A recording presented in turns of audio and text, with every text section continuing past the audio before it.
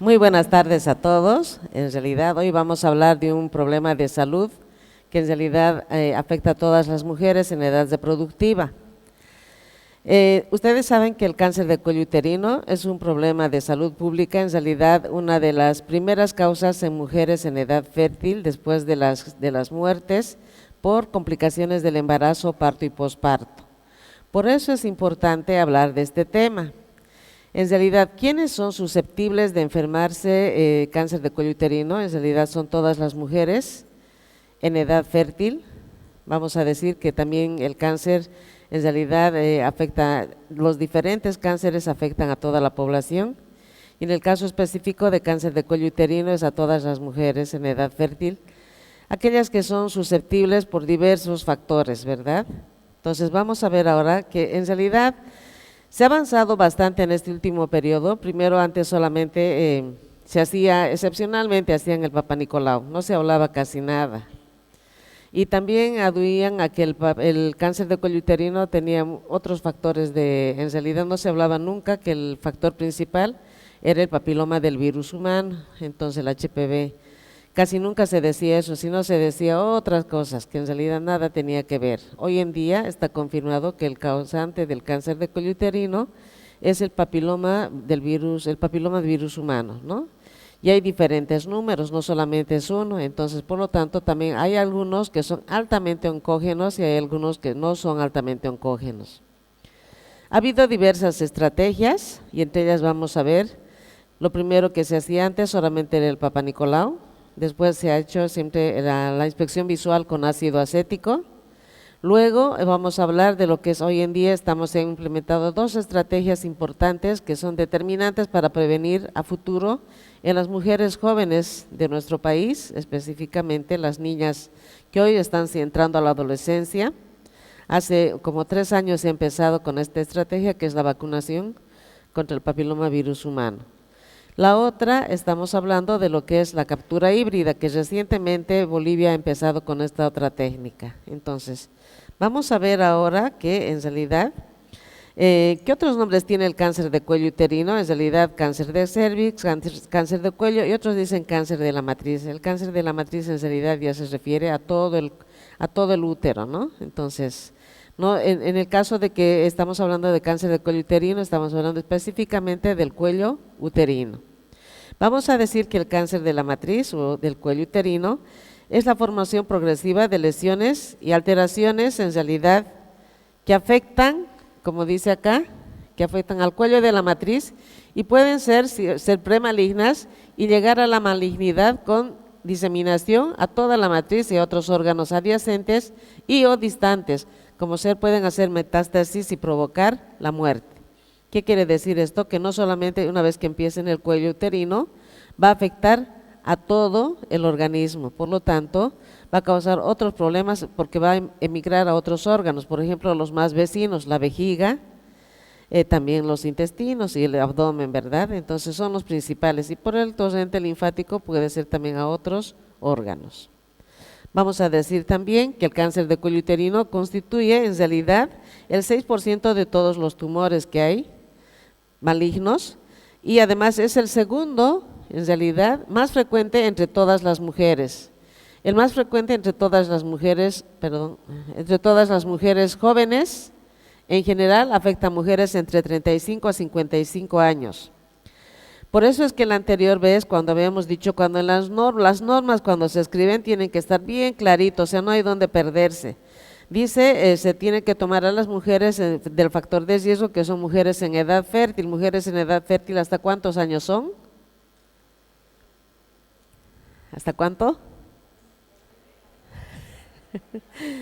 En realidad va a variar, se dice que vamos a ser fértiles a partir de los 10 años, desde el inicio de la menarca en realidad, hasta la menopausia, ¿verdad? Entonces puede ser un periodo largo hasta los 46 años, es lo que considera. Sin embargo, cuando veamos el anterior en el seguro, cuando se dijo en la ley 475 que solamente cubría mujeres en edad fértil, el grupo más vulnerable es justamente el grupo mayor de 35 años, que en realidad estamos hablando hasta los 55 años. Inclusive hoy en día se dice el grupo objetivo del programa para detectar precozmente es el grupo entre 25 a 64 años, porque es el grupo más vulnerable. Ustedes saben la historia natural del cáncer, no va a ser de un día al otro, ¿no? Va a pasar varios años, inclusive va a pasar desde de 10 a 15 años inclusive, ¿no? Entonces es un proceso largo. Entonces, vamos a decir que puede ser ocasionado por el papiloma del virus humano que se contagia a través de las relaciones sexuales coitales específicamente, ¿no? Vamos a decir también que 9 mujeres bolivianas mueren cada 2 días por esta causa. También tenemos los peores indicadores de salud en Bolivia, solo nos gana Haití en cuanto al cáncer de cuello uterino se refiere en realidad en toda América. Ustedes saben que en mortalidad materna inclusive somos el segundo lugar después de Haití, nuestras cifras son elevadas, o sea, por eso es que tenemos que trabajar para reducir la mortalidad materna. Y en este caso estamos hablando de la reducción del cáncer de cuello uterino, específicamente en mujeres en edad fértil. También vamos a decir cuál es el riesgo de los factores que tenemos acá. Infecciones que en realidad son causadas por el papiloma del virus, es el riesgo más importante sobre todo el 16 y 18. También vamos a decir la promiscuidad sexual, el inicio precoz de relaciones sexuales, el otro que tiene la multiparidad, que tiene muchos hijos, el consumo de tabaco, la menopausia después de los 55 años y la inmunodeficiencia. Entonces, estos son los factores generales, en realidad, los que pueden causar un cáncer de cuello uterino. También vamos a decir cómo se manifiesta. Habitualmente puede haber un sangrado poscoital o entre las menstruaciones. Todo sangrado anormal, todo lo que no funciona mal en nuestro organismo nos tiene que llamar la atención, ¿verdad? En este caso, en el caso del cáncer de cuello uterino, si tenemos sangrados extras a nuestro periodo menstrual, entonces evidentemente vamos a estar hablando de algún problema. Y ahí va concretamente que se puede decir que se puede estar hablando de un cáncer de cuello uterino.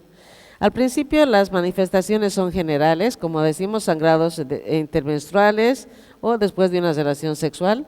También vamos a decir las secreciones vaginales que se vuelven malolientes, y frecuentemente es asintomático y puede tardar varios años para desarrollarle, por lo que los exámenes periódicos de PAP y la captura híbrida que ahora hablamos deben ser sistemáticos para detectarlo precozmente. Entonces, ¿qué estamos diciendo? Que el cáncer de cuello uterino se puede detectar a tiempo y se puede tratar a tiempo, o sea, se puede prevenir la muerte por esta causa. No es fácil ver morir a las mujeres por esta causa, o sea, ojalá se murieran rápido si es que tuvieran, no es así, se agoniza mucho. Y ustedes no sé si han ido por el hospital oncológico, realmente es bien duro. O sea, aparte de que es mutilante las cirugías y no siempre es 100% efectivo, ¿verdad? Hay otras técnicas más que se tienen que utilizar y es una forma de prolongar la vida también. Pero que en realidad si se hubiese tratado a tiempo, si hubiese hecho un Papá Nicolau a tiempo, otros exámenes relacionados para detectar precozmente el cáncer de cuello uterino, no estaríamos lamentando una muerte de una mujer en edad fértil. Para eso, ¿qué debemos hacer? La vigilancia permanente y la prevención específica. Vigilancia permanente quiere decir hacer seguimiento cuando nosotros tomamos Papá Nicolau a una mujer. No debemos de olvidarnos, el éxito del programa no está solamente en tomar una muestra, sino en hacer seguimiento al 100% de las pacientes positivas. Si no hacemos el seguimiento al 100% de las pacientes positivas, es un fracaso, no tiene sentido.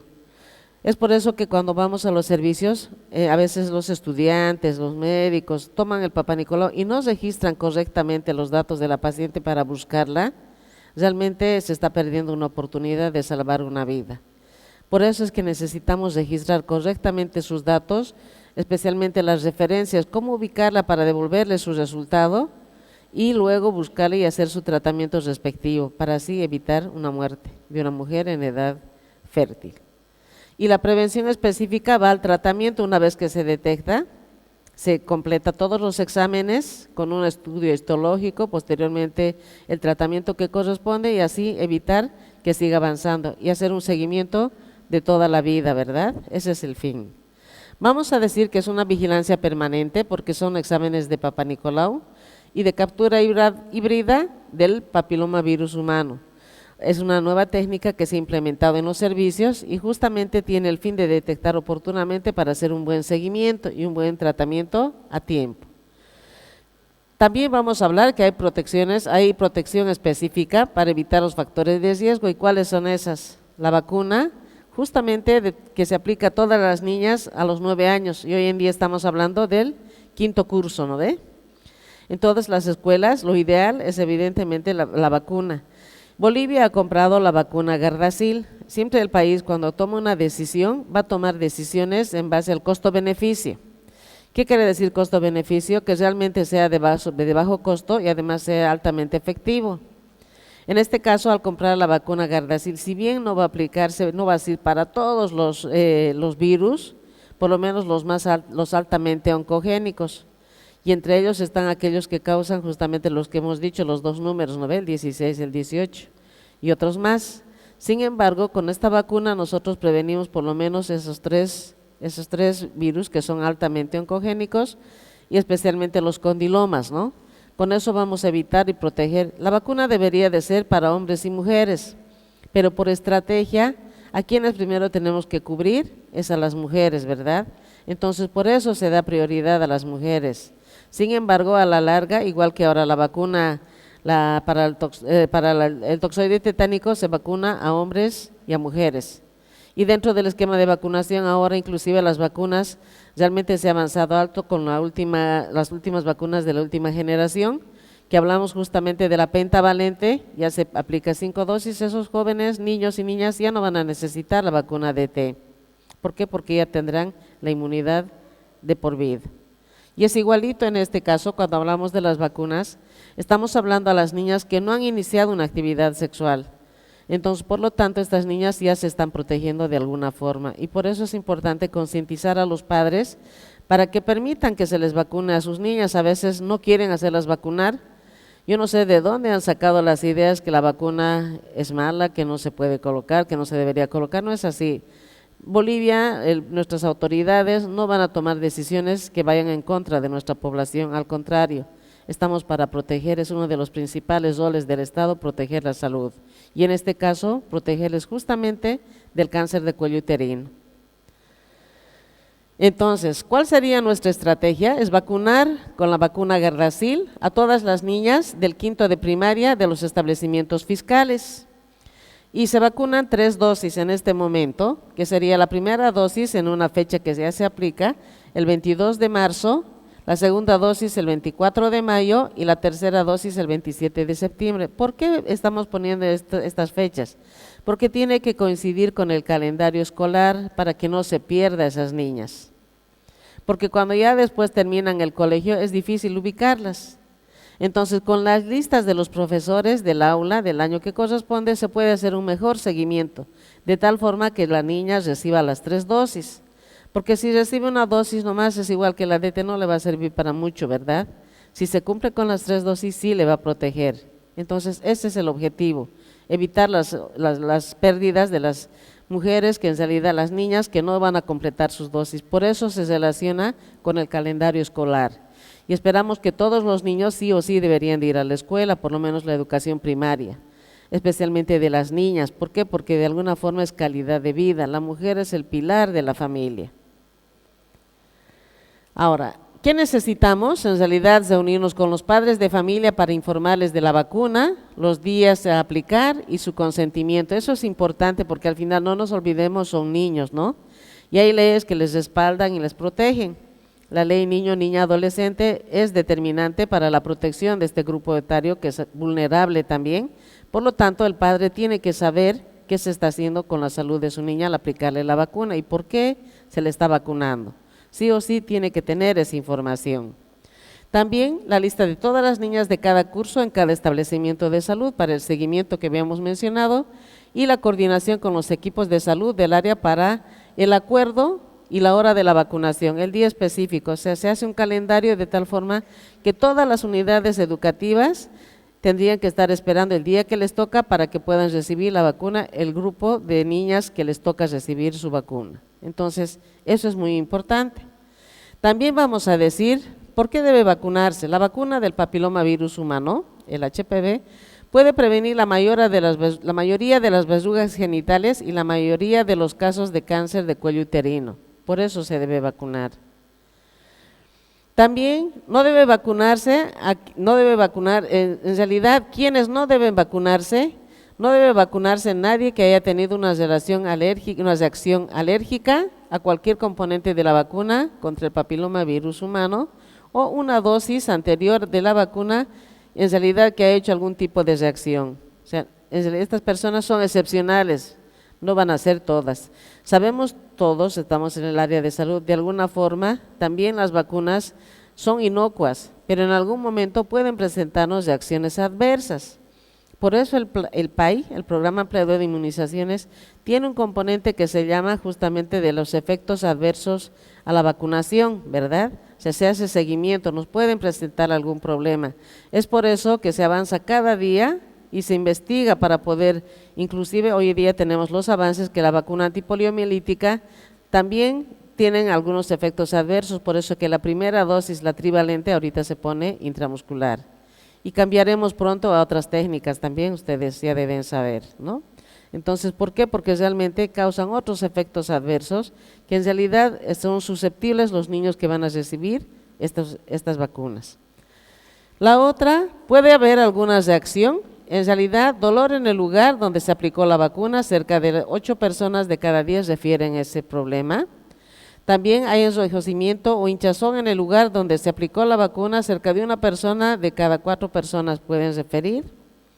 Fiebre leve cerca de 1 persona de cada 10. Picazón en el lugar donde se aplicó la vacuna, en realidad cerca de 1 persona de cada 30 personas.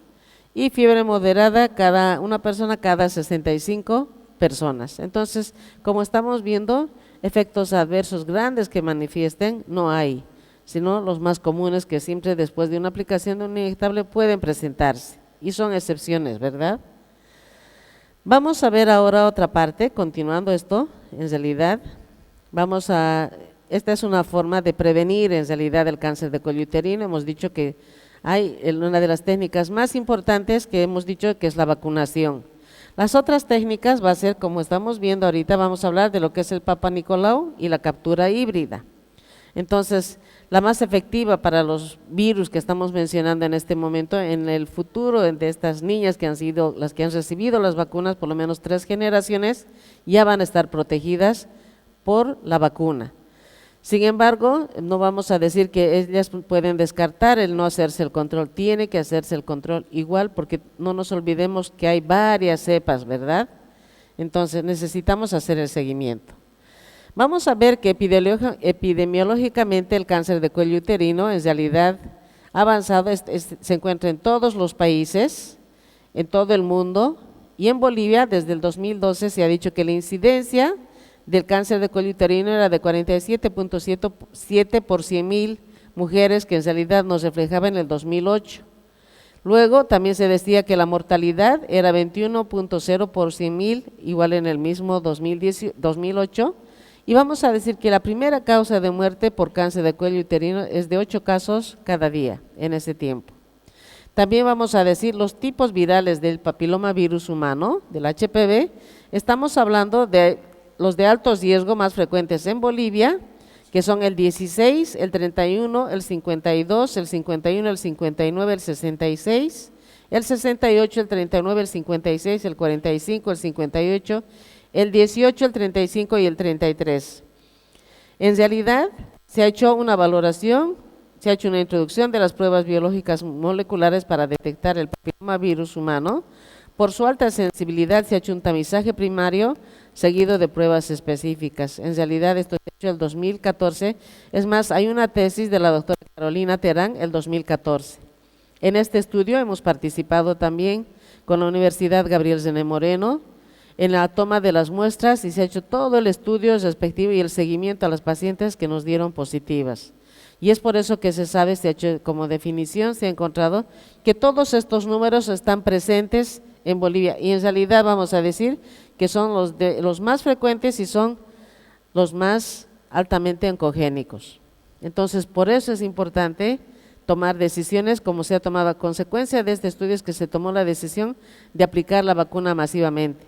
Y es así que el PAI hace 3 años ya lo ha tomado, es parte del PAI regular, o sea, siendo que ahorita todavía se exige con los colegios y seguimos con la estrategia de educar a los padres, ya es parte del PAI regular, la vacuna del papilomavirus humano, ¿ya? Y también vamos a decir que el Papa Nicolau es otra técnica, es en realidad uno de los pocos exámenes auxiliares, no decir único, que en realidad se empezó a utilizar masivamente sin haber sido sometido a estudios de sensibilidad, de especificidad, valor predictivo positivo, etcétera.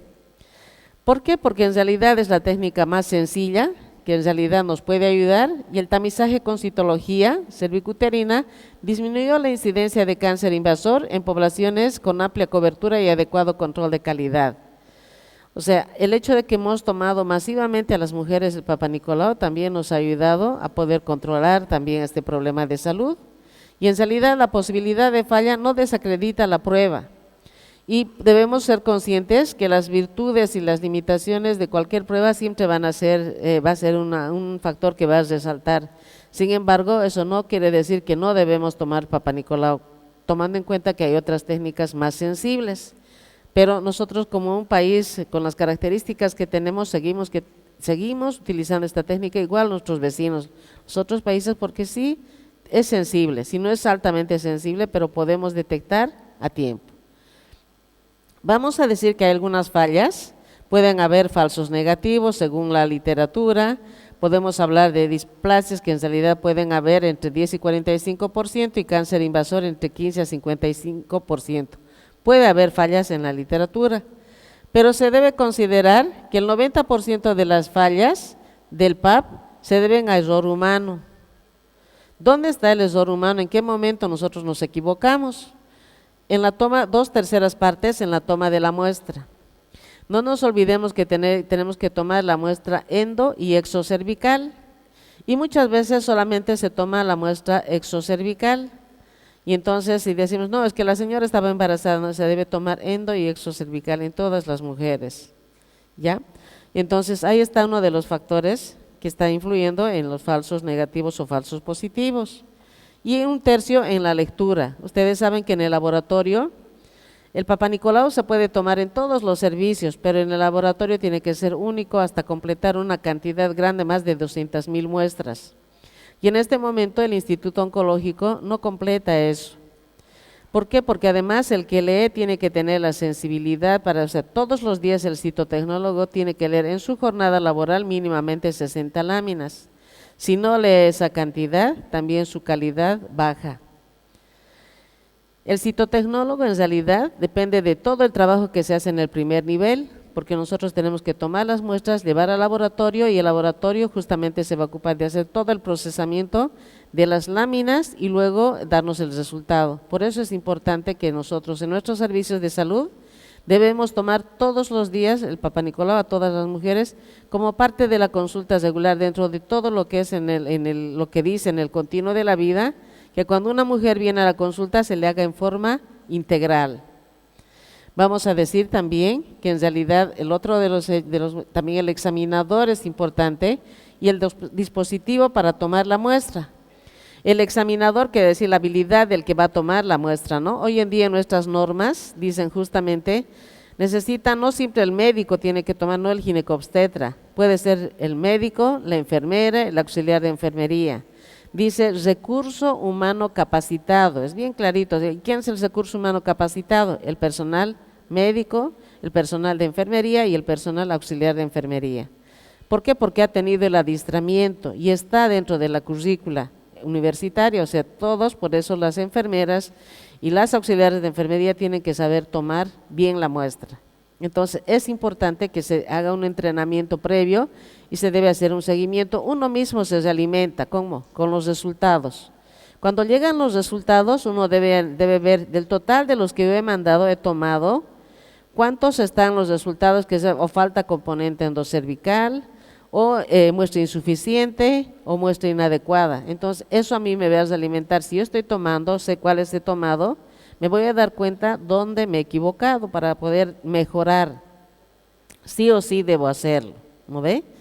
Debo volver a buscar a la señora, pues le explicaré, señora, en realidad nos falta todavía la muestra, por lo tanto tenemos que volverle a tomar. Por eso es importante registrar bien sus datos.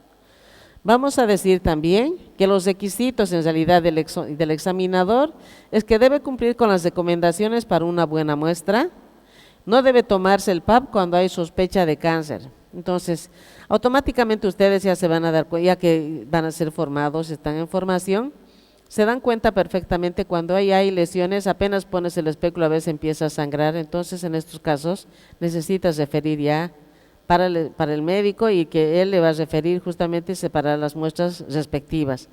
Pero van a ser excepcionales y nadie le va a refutar si su examen, si usted se equivocó, al contrario le van a orientar. Para eso están los ginecólogos, oncólogos y eso lo hacen en el oncológico.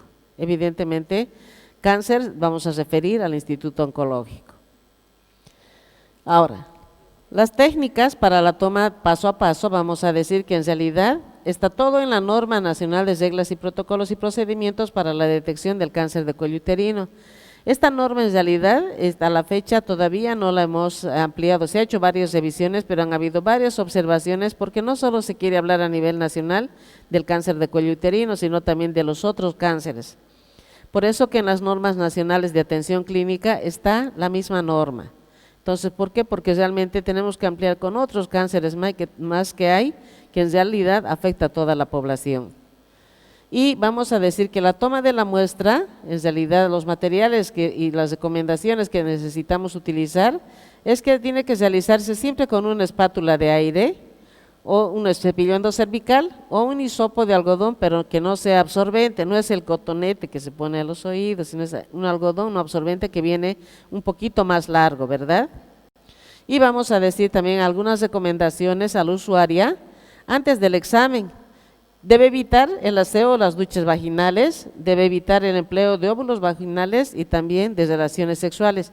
Eso no quiere decir que definitivamente yo no le tomo un Papá Nicolau si viene así la señora. Igual puedo tomarle el Papá Nicolau, pero sé que la muestra puede tener alguna falla. Normalmente igual se leen con espermatozoides la muestra cuando ha sido una muestra bien tomada, ¿ya? Entonces, no es un factor para que le diga, señorita, es que lo que pasa que, bueno, no pude, ¿no? Entonces, pero estamos ahí para apoyarle, señora, no se preocupe. Si necesitamos repetirle la muestra, la vamos a repetir, pero ahora tengo que tomarle esa oportunidad perdida, si usted no le tomó en ese momento. Vamos a decir entonces el material que necesitamos. Este es el cepillo endocervical, la espátula de aire, que tiene dos partes. En realidad, primero siempre se debe tomar con el cepillo endocervical, tenemos que tener nuestra lámina y nuestro fijador. Muchas veces se utiliza alcohol, el alcohol es mucho mejor que los fijadores, que el spray. Con el spray muchas veces cuando fijamos la muestra tiene que ser a 30 centímetros y es una sola pasada, ¿no ve? Ya ve, si usted pasa y se pasa y la muestra se cae, entonces ya no hay buena muestra. Otro también la calidad de los sprays, o sea, no son de buena calidad, entonces eso también tiñen las células y no siempre pueden ser buenos los fijadores. Entonces el alcohol puro, ¿cuántos grados viene? 96 grados, ¿verdad? Ese alcohol puro, necesariamente vamos a meter unos 15 minutitos la lámina y dejamos secar, después de sacar del alcohol de unos 15 minutos al medio ambiente, no necesitamos más y luego ponemos en su sobre una vez que hemos identificado.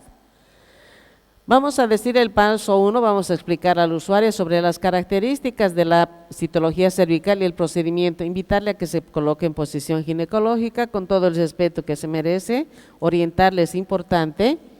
Paso 2, observar la vulva, separar los labios delicadamente e introducir el espéculo.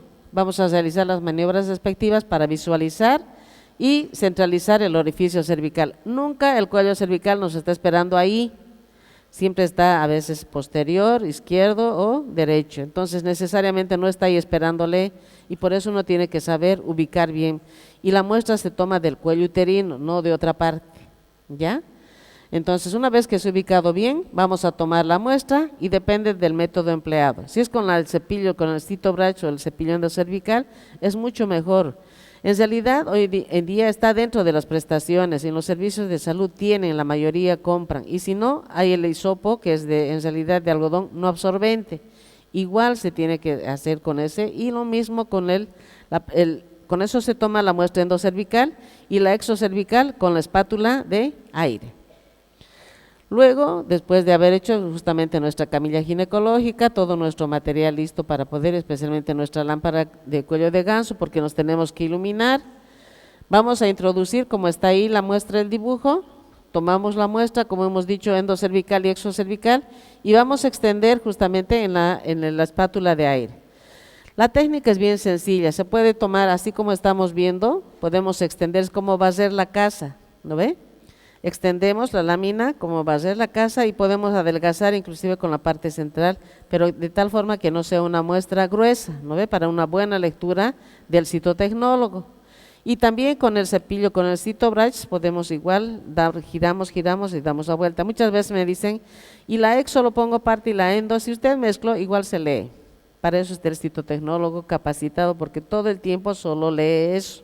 O sea, 60 láminas cada día, él diferencia muy bien.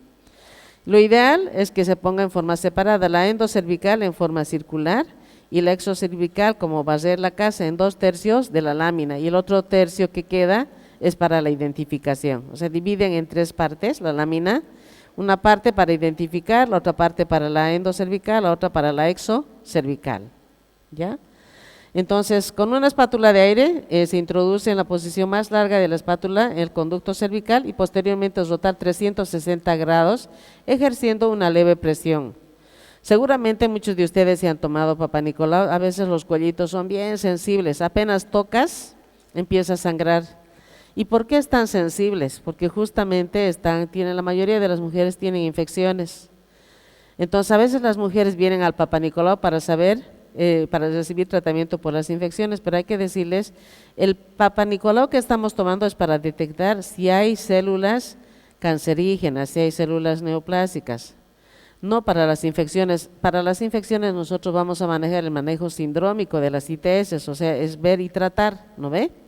De acuerdo a las características de la secreción, yo le voy a dar el tratamiento. La mayoría de las mujeres tienen tricomonas, tienen gangrellas, entonces es fácil identificar, de acuerdo a las características de la secreción, yo le voy a dar el tratamiento, no esperar que llegue el resultado.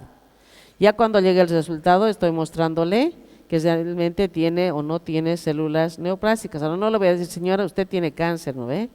No, señora, tenemos un resultado positivo, necesitamos confirmar con laboratorio, para lo cual vamos a ir al oncológico, le voy a dar su notita de referencia y va a ir en la mañana, va a ir un día, vamos a programarla para que de tal forma no se quede muchas horas o no vaya todos los días y tengamos el problema de que no se la atiende después a nuestro usuario. Luego vamos como estamos viendo, se ubica bien el cuello y tomamos la muestra. El cuello es bien, se señaliza, se ubica bien, entonces no hay ningún problema, es específicamente del cuello, no de otro lado como les he dicho. El extendido consiste en soltar la espátula sobre el portaobjeto varias veces con múltiples movimientos de rotación en las direcciones de la manecilla del reloj sin perder el contacto. Otra es aplicar una vez sobre el portaobjetos la parte de la espátula del contenido, la muestra y luego con la parte central del mango realizar el segundo pase para firmar el extendido, obteniendo un extendido fino y regular de las células, lo que decía, ¿no? Que no sea la lámina que mostramos bien gruesa, ¿no? Tenemos que extender como el barrido de la casa, o sea, como va a ser tu casa, sencillito, es fácil. Cuando lo van a hacer, yo creo que muchos ya lo han hecho, en realidad no es difícil. Como estamos viendo, esta es la técnica y se extiende simplemente, o sea, no pasa absolutamente nada y esperamos, vamos a sumergir en el alcohol para fijar unos 15 minutos y sacamos que seque medio ambiente, ¿verdad? Ahora ustedes dirán, si yo tengo varias láminas, tengo que separar, ¿no ve? Con un clip que de tal forma no se junte, pero antes que he hecho he identificado la lámina. Entonces, de tal forma que se fije bien y es el mejor fijador el alcohol, más que los sprays. Ahora, con el cepillo endocervical, introducir el cepillo en el canal endocervical y rotarla a 360 grados con presión leve. El extendido se debe extender sobre la muestra, rotar como la escobilla sobre el portaobjetos en sentido longitudinal sin perder el contacto con el portaobjetos. Y eso es, aquí sacamos con justamente el cepillo del Citobrach, lo que hemos dicho, y luego vamos a extender. Con el hisopo se introduce el hisopo de algodón en el canal endocervical y rotar igual 360 grados y el extendido hacerlo en 360 grados en contacto con el portaobjetos. Entonces, ¿cómo evitar errores en este momento? Hemos dicho que uno de los errores son más humanos, ¿no ve? Una de ellas es cuando tomamos, otra cuando lee el citotecnólogo y otra cuando nos registramos correctamente. Entonces, realizar la toma de la muestra previo al tacto ginecológico, no utilizar un espéculo lubricado, la toma de muestra no debe ser traumática, la muestra no debe tener contenido hemático, o sea, no debe tener sangre, porque en realidad eso también va a limitar y por eso es que tiene que ser bien delicado y ustedes, si se han dado cuenta, si alguna vez se han tomado, evidentemente el cuello a veces cuando está bien congestionado, es como cuando nuestra nariz estamos con resfrío, se pone rojo y nos molesta, ¿verdad? Eso es igualito está el cuello uterino y apenas tocas a veces, si eso es por infecciones, empieza a sangrar, por eso es que se debe evitar que tenga contenido de sangre, eso es contenido hemático. Entonces, no debe ser traumática, no se debe utilizar, a veces dicen no le ponen vaselina, no sirve. Ahí ya perdemos la oportunidad y hemos hecho mal nuestro trabajo, ahí está el error humano, ¿no ve? Luego vamos a decir la técnica de fijación de la muestra con spray o laca común para el cabello, agitar el frasco y luego enviar un chorro sobre la lámina a una distancia entre 20 a 30 centímetros y la otra introducir la muestra en un recipiente con alcohol a 96 grados por un tiempo, 30 minutos dice acá, pero 15 minutos es suficiente, ¿ya? Fijar con citospray, agitando el frasco y emitiendo un chorro en la misma distancia. En realidad, esas son las dos técnicas que se diría. La mayoría que usamos es el spray, el del cabello, el que compramos. Ahora, las calidades varían también, por eso es que lo mejor es con el alcohol. Y siempre se debe fijar la muestra en forma inmediata, evitando que de esta manera alteraciones celulares por desecación que impidan la lectura adecuada, o sea, apenas se toma, se necesita. Hay otros servicios que tienen justamente este tipo de recipientes y que evidentemente ayuda, pero si no tienes, con un clip en la parte de la esmerilada, donde has identificado el nombre de la paciente, puede espaciarse, o sea, no se van a mezclar las muestras, ¿ya? Luego vamos a decir que en realidad el registro, se debe registrar nombre completo, apellidos, edad, dirección y procedencia, fecha de la toma de muestra. Cuando registramos los nombres es el nombre completo, no es por decir yo me llamo Ruth Mari Galvez Rioja, ¿no ve? No puedo poner solamente Ruth Galvez R, tengo que poner el nombre completo, Ruth Mari Galvez Rioja, porque puede haber varias Ruth, Galvez y R, ¿no ve? Entonces, por eso es importante registrar el nombre completo, la edad, la dirección y procedencia, la fecha de la toma de la muestra, es bien importante para hacer un seguimiento. A veces la paciente dice, yo he venido el mes pasado y hasta ahora no me llega mi resultado. Evidentemente, no es una emergencia, va a tardar, pero no se preocupe, a veces estar haciendo todo el camino recorrido hasta que llega al oncológico mismo, especialmente del área rural dispersa, puede tardar hasta 15 días en llegar, más la semana que se quedó en el servicio, que no mandaron, ya son más casi todo el mes. Y en el oncológico llega, hasta que lean, hasta que procesen los resultados, tarda casi más de un mes, ¿verdad? Entonces, por eso es importante decirle a la paciente que ella no tiene que desesperarse en volver a la semana o a los días, sino que ese es el tiempo más o menos que tarda, pero ella no tiene que perder, tiene que volver a recoger su resultado, ¿ya?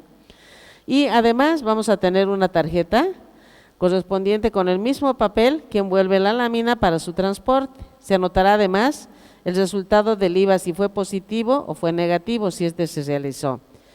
El IVA, que es la inspección visual con ácido acético. ¿Qué es el ácido acético? El vinagre, ¿no ve? El vinagre común, si ustedes ven el vinagre del supermercado, el vinagre blanco, eso es el ácido acético. En realidad, ¿qué se hace? Se hace un hisopado en el cuello uterino y se dice, se va a ver, se tiene que educar al ojo. En realidad es una, ¿cómo les puedo decir? La persona que toma tiene que tener alta sensibilidad, tiene que saber identificar bien las manchas acetoblancas. Cuando encuentran manchas acetoblancas, o sea, dentro en el mismo cuello, van a haber manchitas blancas, ya diferentes. Si identifica esas va a poner IVA positivo, pero si no identificó va a poner IVA negativo. Eso mismo le ayuda a alimentar. Lo que está diciendo, cuando ha encontrado manchas acetoblancas, está sospechando que hay una lesión preneoplásica. Entonces, por lo tanto, es importante registrar eso para que así él mismo se alimente, que su ojo está siendo sensible ya a poder identificar. Entonces, por eso es que se necesita muy buena iluminación cuando hacemos un Papá Nicolau para ubicar bien y saber hacerlo correctamente, ¿verdad? También vamos a registrar el número de la lámina con lápiz de grafito en el caso de existir, o una porción. En realidad eso se escribe con en las láminas esmeriladas, se registra facilito con el lápiz, ¿verdad? Ese es el lápiz de grafito.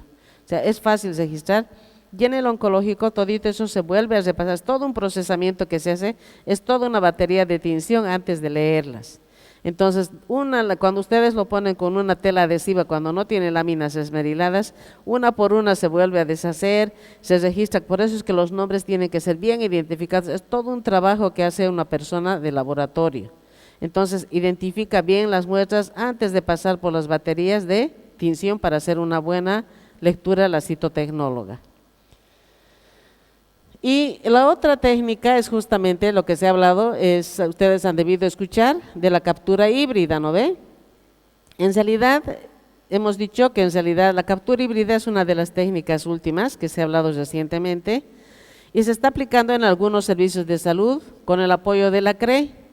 La CRE en realidad ha comprado los reactivos y ha facilitado al laboratorio para que se pueda hacer la lectura respectiva en el Instituto Oncológico, en el laboratorio del oncológico, y lo que se hace es justamente lo que queremos, cuál es el objetivo de la captura híbrida, identificar justamente lo que hemos dicho, los diferentes tipos, los 13 tipos que son altamente oncogénicos y los que hay en nuestro país. Entonces, estamos hablando de identificar los papilomas virus humano, el 16, el 18, el 31, el 33, el 35, el 39, el 45, el 51, el 52, 56, 58, 59 y el 68. Esos son los altamente oncogénicos, los que van a causar el cáncer. Entonces, con la captura híbrida, ¿qué es lo que se quiere hacer? Que se puede identificar también igual antes y se pueda controlar mejor a las mujeres. Y esto se está haciendo ya no en las niñas, en las mujeres mayores de 30 años, ¿verdad? Entonces, la flexibilidad de acuerdo al número de muestras por procesar es importante, no requieren de espacios de laboratorio especiales, no requieren que el flujo de trabajo del laboratorio sea unidireccional, no requiere de extracción de DNA. También hay bajos riesgos de contaminación en el laboratorio, no hay ninguna amplificación enzimática de DNA. Entonces, es identificar las células, eso es lo que queremos. Si realmente están presentes estos virus que estamos hablando, esos números que son altamente oncogénicos. Ese es el objetivo de la captura híbrida. Es igualito como el Cytobrach, el material que vamos a utilizar. En realidad, todos estos otros países han aplicado ya todos estos programas. Bolivia es uno de los países que ha tomado justamente, México y Argentina también ya tomaron esta decisión hace bastante tiempo y Bolivia es uno de los últimos países que está tomando, y en realidad somos privilegiados, solo en Santa Cruz se está haciendo, no se está haciendo en todo el país. ¿Y por qué hemos dicho? Porque la CRE ha comprado los reactivos, ha comprado todo el material para que se pueda implementar y ha dotado al Instituto Oncológico la capacitación y en el laboratorio para que se pueda dar lectura a estas muestras.